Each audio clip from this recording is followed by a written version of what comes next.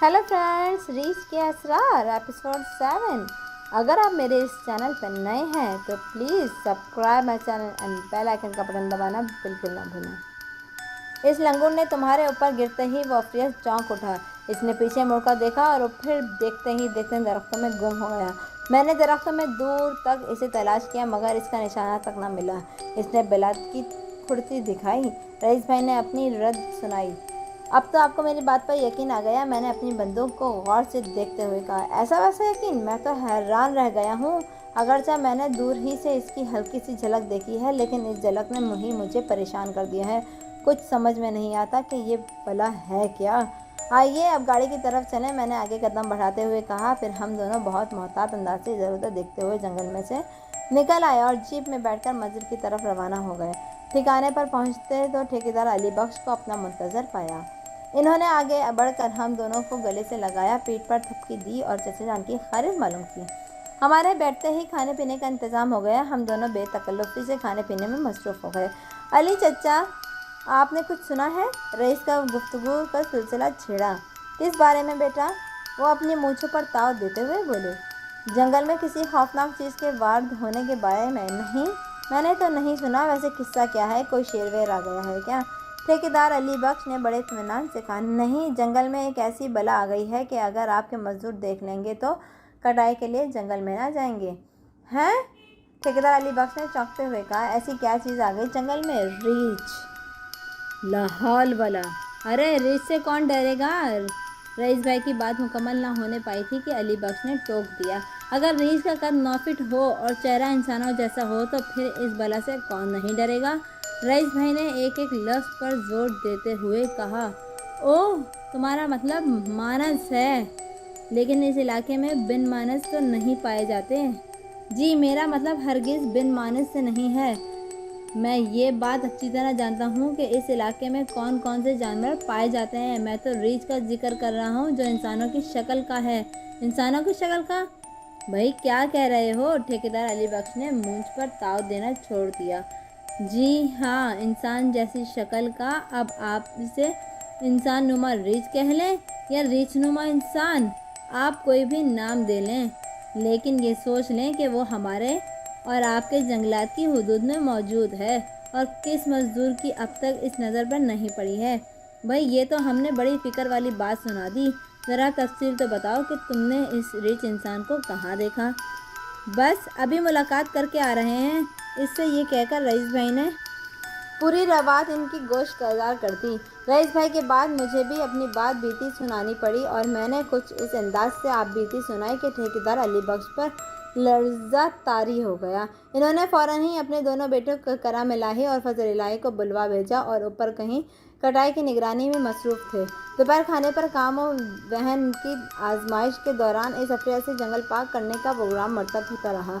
शिकार पार्टी में कौन कौन लोग शामिल होंगे, किस किस से मदद ली जाएगी और क्या तरीका अख्तियार किया जाएगा, ये सब बातें और इसी तरह की दूसरी मुतल्लिका बातों पर अच्छी तरह गौर कर लेने के बाद एक जमा लाहे हमल तय कर लिया गया। खाने के बाद हम लोग हाथ में कप पकड़ने मज़ेदार चाय से लुत्फ़अंदोज़ हो रहे थे तो इस दौरान ठेकेदार अली बख्श ने हैरत से डालने वाला वाक़या सुनाया। बात असल में शुरू हुई थी कि सूरज बाबा से, जो आज मजदूरों की बस्ती में वार्द होने वाले थे, और ये मौका मजदूरों के लिए किसी दीवारी से कम न था। मजदूरों की बस्ती में आज घर घर चरागाह होने वाला था, घर घर जश्न मनाया जाना था। सूरज बाबा आज 12 बरस बाद जंगल में निकलकर इंसानों के दरमियान आ रहे थे, और वो भी चंद घंटों के लिए। ये इनका मामूल था।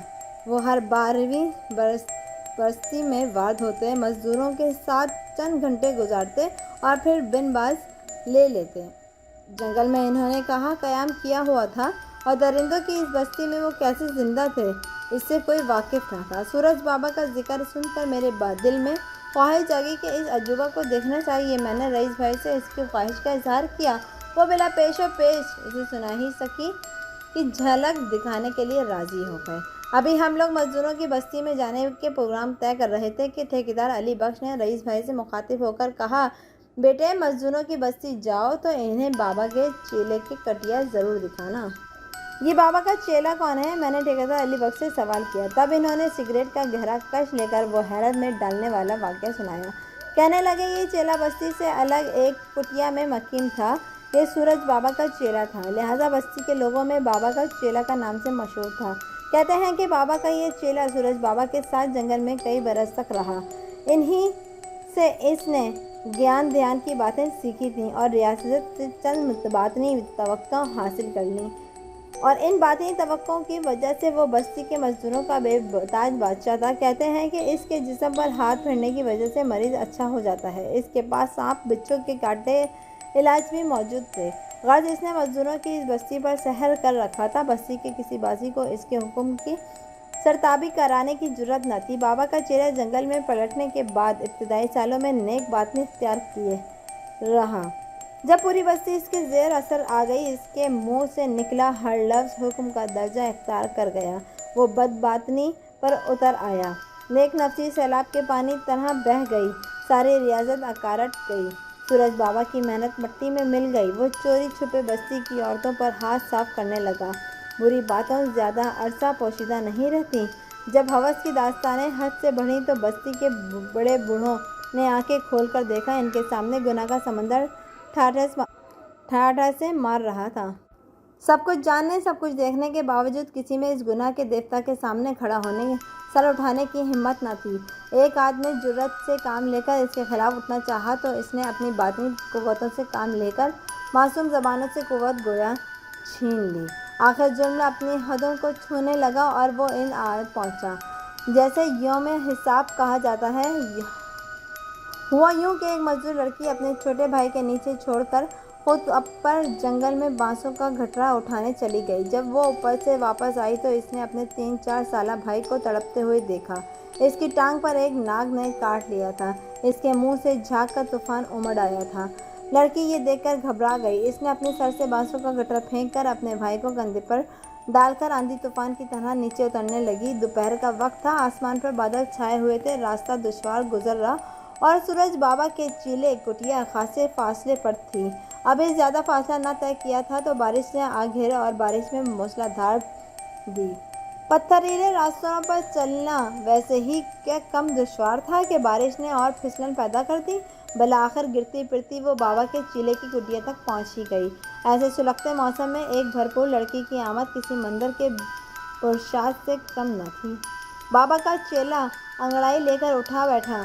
उस लड़की ने अपने भाई के कंधे से उतारकर ज़मीन पर टिकाया और मुर्तजी निगाहों से उसकी तरफ देखा और बोली, स्वामी जी, मेरे भाई को बचा लें, इसे सांप ने डस लिया है। लेकिन बाबा के चेले ने इस बच्चे की तरफ ज़रा भी तवज्जो न की। वो इस लड़की के भीगे बदन पर शौक निगाहों से देखता हुआ बोला, अरे तुम तो सारी भीग गई हो, अंदर जाकर अपने जिस्म पर चादर लपेट लो।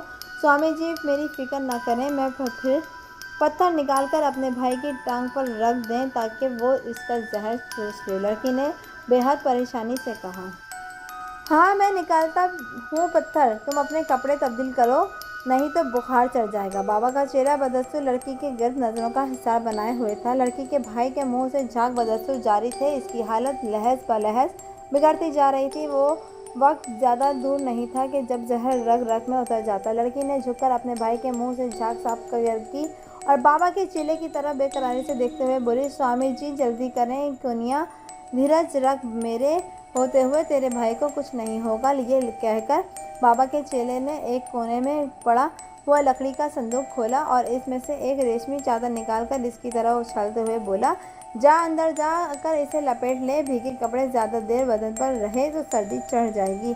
लड़की ने दोनों हाथों से चादर को थाम लिया और तजबजब के आलम में बाबा के चेले को देखने लगी। इसने लड़की को नज़रअंदाज करते हुए लकड़ी का संदूक फिर खोला और इसमें से एक छोटा सा डब्बा निकाला। इस डब्बे में वो पत्थर बंद था जो जहर चूस लिया करता था। बाबा के चेले ने डब्बा खोला और पत्थर निकालकर इसे अपनी हथेली पर रखकर बोला, जा तू अंदर जा, कपड़े बदल, मैं जब तक तेरे भाई को ठीक करता हूँ। बाबा के चेले के हाथ में पत्थर देखकर इस लड़की के चेहरे पर यकलफ मसरत फैल गई और वो कपड़े तब्दील करने अंदर भागती हुई चली गई। कुटिया के इस अंदरूनी हिस्से को बाबा का चेहरा ख्वाबगाह के तरह पर इस्तेमाल करता था। यहाँ ज़मीन पर एक नहायत आरामदेह बिस्तर लगा हुआ था। लड़की ने बगौर इस हिस्से का जायज़ा लिया और कपड़े तब्दील करने से पहले बेचैन होकर दरवाजे पर भागी। इसने दरवाजे से बाहर झांका तो बाबा के चेहरे को भाई के ऊपर झुका हुआ पाया उदास से मुतमईन होकर वो तेजी से पलटी और एक कोने में खड़ी होकर भीगे कपड़े अपने बदन से जुदा करने लगी। याकाया कि उसे सर्दी महसूस होने लगी थी। अभी इसने अपने कपकपाते जिस्म पर चादर भी अच्छी तरह ना ओढ़ी थी कि दरवाजे पर फंकार सुनाई दी। लड़की ने घबराकर दरवाजे पर निगाह की तो इसने बाबा के चेले को सांप के रूप में पाया, जो अपने फन फैलाए हुए हवस की जबान निकाले दरवाजे पर झूम रहा था। Thank you friends. आगे की स्टोरी सुनने के लिए please subscribe my channel and bell icon का बटन दबाना बिल्कुल ना भूलें।